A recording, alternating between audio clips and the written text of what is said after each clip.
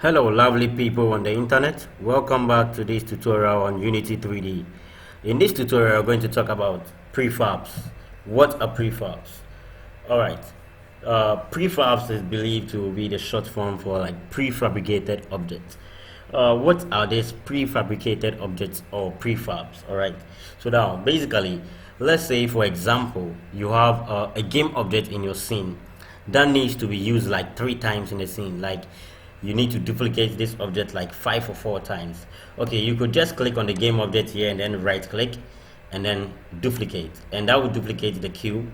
So you can see when I drag it, I have 2 cubes. It was when I duplicated, it was right on top of this cube, so we couldn't see the difference. And I can right click on this and then duplicate again and then drag, and then we have multiple copies of this cube. All right, but this is quite hectic and this is messy.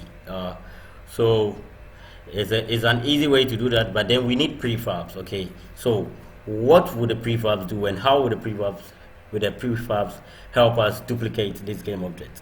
For example, let's say you have a game, okay, and in this game you have different let's say you have different kind of enemies. Okay, so you have enemies you can like shoot. Okay, so let's say your character is a 3D character holding a gun. Okay, so I have an image here, so like what you are seeing in the scene right now. Let me increase the size.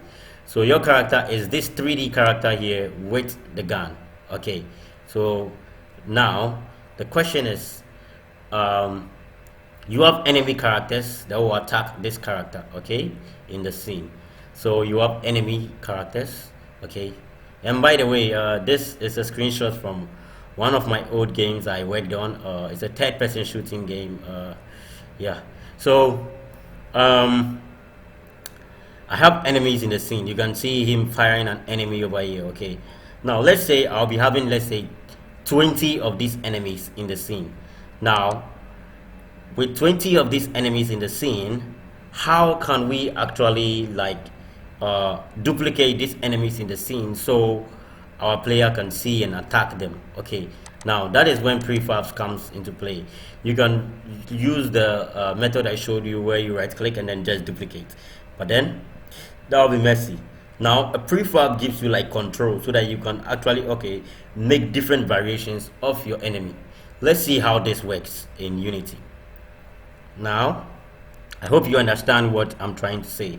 Okay, so basically let me try to explain it further by setting up this sample scene. Let's say I have a cube over here like what you are seeing right now. This is a cube. Okay, now this is our first enemy. I'm going to create a prefab. Now to create a prefab is simple. Before we create a prefab, let me just create a folder in my project window here by just right clicking, and I go to create folder, and I'm going to name this folder prefabs. Okay, now I have prefabs. I'm going to open up this folder by double clicking, and here we go. Then now to create a prefab, you simply have to click the game object you want to make a prefab of, which is the cube, and drag it into the project window wherever you want to create it. So you can create a folder and then put it there, or you can just drag it into your project window. So I'm going to drop it here, and I've created a prefab for the cube. Okay, now this cube here is a prefab. Now when I go to my scene view, and let's say I click on this cube here and I just hit delete on my keyboard, I can delete the cube from the scene. And if I want to add it again, I can just come to my project window where I have the prefab and click on this cube and then drag it back into the scene, and then it's there. So now I don't need to kind of like have the cube here. I can have it here and then kind of like bring them into the scene whenever I need them. That's another advantage of prefab. You could delete the objects from your scene, work with your scene, and when you need those objects, you can drag them from the project window straight into your 3D scene. Alright, now how useful is this prefab? Okay, let's say I want multiple variations of this object. Okay, I want let's say this object is an enemy. Okay, so let's say I have three different types of enemy. So I'm going to select this cube, and then I'm going to drag another cube into the scene, and then put it down here and drag one here. So I have three enemies in the scene. Okay, and let's say the first enemy, okay, has let's say we are going to give them colors. Okay, so now I'm going to right click in my project window here and click on create, and I'm going to select material. Okay, so create material, and I'm going to name this material enemy 1. Then I right click, I create another material, and I name it enemy 2. I can just to avoid me going through the stress of right clicking, create material, I can select on the material over here and then hold Control, okay, D on my machine, and I create a duplicate of that material. Now the first material, I'm going to select the first material and come to my inspector and give it a color of red.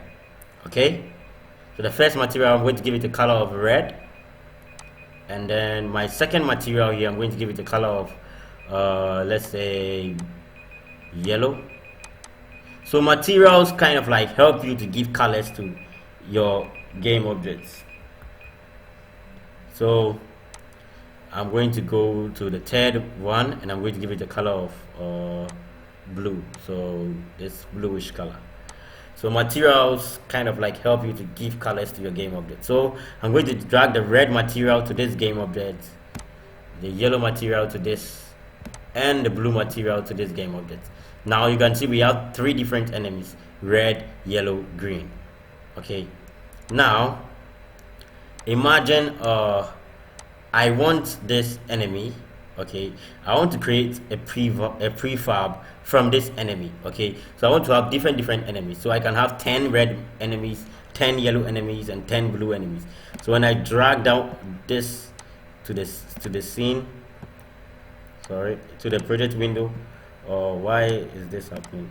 Sorry, okay, I have to drag it this way. They ask me, would you like to create a new prefab or a variant of this prefab? Now that brings me to prefab variants. Now a prefab variant is like let's say you have a prefab. Okay, a variant is a different type of that particular prefab. So this one over here is enemies. So we have a red enemy, so you want to create a different kind of enemy with a color of yellow, and when I do that, automatically it creates that for me, and I can do for the various game objects. And you can see we'll have a red cube, a yellow cube, and a blue cube. So these are the different properties. Now imagine I want to change the property of one variant. I can click on this, and let's say the yellow enemies are more tougher than the rest of the enemies, so they are a bit larger. So when I drag, I have made this enemy larger. Okay, so now I can drag the yellow prefab and put it on the yellow prefab, the variant here, and it updates only this variant to have this property. Okay, now I can also update the entire prefab. Okay, let's say I select the main prefab which I created, which is this cube over here in the project window. When I click it, you can see over here there's open prefab. So when I click on open prefab, what I can do is I can edit only this prefab, and what will happen is this is the original prefab. Okay, and the red, blue, yellow are different variants of this original prefab we have. So let's say in the original prefab we have certain properties over here.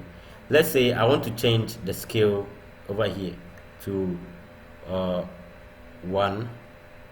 Sorry, this is the position, the scale rather, to 0.5, 0.5, and 0.5, like this.